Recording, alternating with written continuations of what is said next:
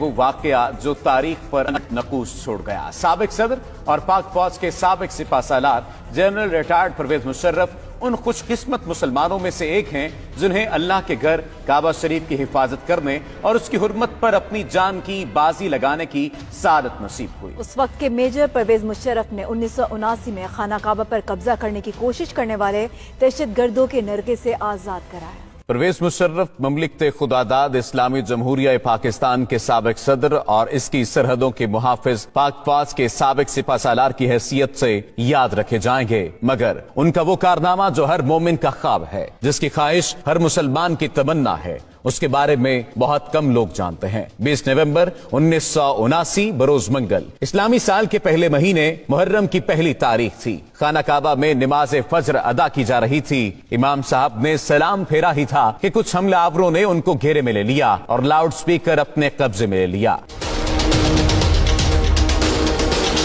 اس وقت حرم شریف میں ہزاروں نمازی موجود تھے۔ حرم شریف کے ان حملہ آوروں کا سرغنہ 27 سالہ محمد بن عبداللہ القحطانی تھا، جس نے 4 سال تک مکہ یونیورسٹی میں اسلامی قانون کی تعلیم حاصل کر رکھی تھی۔ اس نے لاؤڈ سپیکر پر اعلان کیا کہ وہ اس صدی کا امام مہدی ہے، میرے ہاتھ پر سب لوگ بیعت کریں۔ He told a certain person to stand up and called him to the microphone and he said, "O Muslims, this is your Mahdi.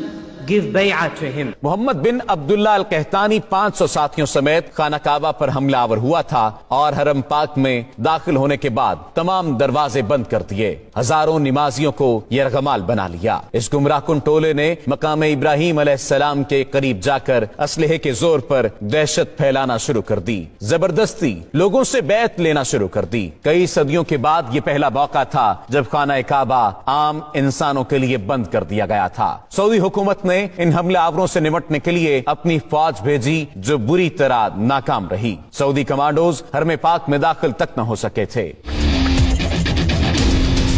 یہ خبر جنگل میں آگ کی طرح پوری دنیا میں پھیل گئی کہ خانہ کعبہ پر دہشت گردوں نے قبضہ کر لیا ہے۔ یہ سن کر مسلم امہ میں غم و غصے کی لہر دوڑ گئی۔ اس وقت خانہ کعبہ کو نقصان پہنچائے بغیر دہشت گردوں کا خاتمہ ممکن نہیں تھا، کیونکہ سعودی فوج ایسی مہارت نہیں رکھتی تھی۔ اس وقت سعودی حکومت کا فرانسیسی حکومت کے ساتھ دفاعی معاہدہ بھی تھا، لیکن فرانسیسی کمانڈوز غیر مسلم ہونے کی وجہ سے خانہ کعبہ میں داخل نہیں ہو سکتے تھے۔ تب سعودی فرمانروا شاہ خالد نے خانہ کعبہ کے دفاع کے لیے پاکستانی حکومت سے رابطہ کیا اور کہا کہ پاک فوج بیت اللہ کا دفاع کرے۔ اس وقت جنرل ضیاء کی حکومت تھی اور پاک فوج تو پہلے ہی بیت اللہ کے تحفظ کے لیے تیار بیٹھی تھی۔ SSG کے کمانڈوز پر مشتمل ایک خصوصی دستہ ترتیب دیا گیا اور اسے حرم پاک کی پاسبانی کے لیے سعودی عرب روانہ کیا گیا۔ SSG کے ان کمانڈوز کی قیادت ایک میجر کو سونپی گئی، اس کا نام میجر پرویز مشرف تھا۔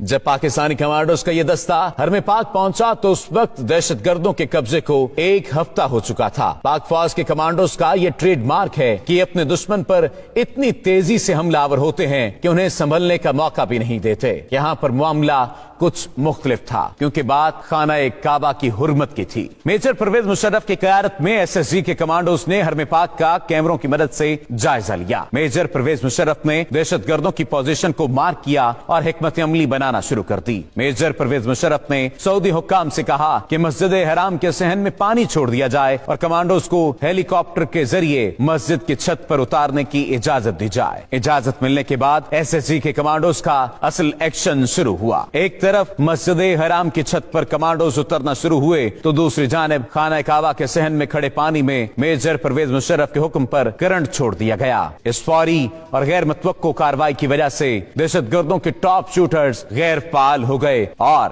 SSG کے کمانڈوز کے سنائپرز نے فضا سے ہی دہشت گردوں کو نشانہ بنانا شروع کر دیا۔ جو ہی SSG کمانڈوز کی پوزیشن مضبوط ہوئی، صحن میں چھوڑی گئی بجلی بند کر دی گئی اور کمانڈوز بجلی کی تیزی کی طرح دہشت گردوں پر جھپٹے، انہیں قابو کر لیا۔ زندہ بچ جانے والے حملہ آوروں کو گرفتار کر لیا گیا۔ دہشت گردوں کا سرغنہ محمد بن عبداللہ القحطانی اسی آپریشن کے دوران پاک فوج کے کمانڈوز کی گولیوں کا نشانہ بن گیا تھا۔ میجر پرویز مشرف کی ذہانت اور SSG کمانڈوز کی دلیری کی وجہ سے से कम नुकसान हुआ और दहशतगर्दों के मजमूम अजाइम को खाक में मिला दिया गया। ये वही मेजर परवेज मुशर्रफ था जो बाद में पाक फौज का सिपा सालार बना और पाकिस्तान के सदर का हुदा भी संभाला। इसी वजह से आज तक सऊदी हुकूमत परवेज मुशर्रफ की इज्जत व तौकीर करती है और उनके लिए खाना काबा का दरवाजा खोला जाता है। सऊदी हुकूमत समेत पूरी मुस्लिम उम्मा परवेज मुशर्रफ की शुजाअत और बहादुरी की गर्वेदा है।